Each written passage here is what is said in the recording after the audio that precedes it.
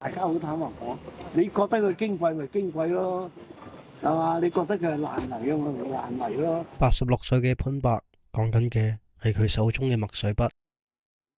你以前咧啲筆就可以當嘅，咁當咗咧冇人熟翻咧，我哋就走去買咗出嚟咧，就成為呢個行業，咁樣又幫人維修啊，或者自己買啲筆嚟去維修啊，整翻出去做二手市場。就係咁，一做已經幾十年。客人拎嚟嘅墨水筆，佢都好細心睇，慢慢解釋。潘伯堅持每日返嚟深水埗開檔，啲日病咗，戴住口罩，佢都有返檔口。因為幾個客人打俾佢想整筆，一睇支筆已經揾到問題。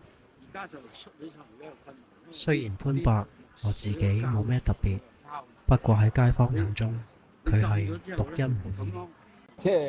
即係得佢㗎啦，呢個香港地都冇人整㗎。你諗下隻手整到咁邋遢支筆，佢要做到你睇下佢隻手，咁先揾到錢。咁得佢冇人做呢啲嘢㗎啦。講到行業式微，潘伯話要向前看。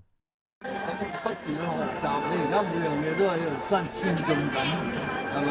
嗰啲電子啊，嗰啲字啊，每樣嘢都喺度改進緊。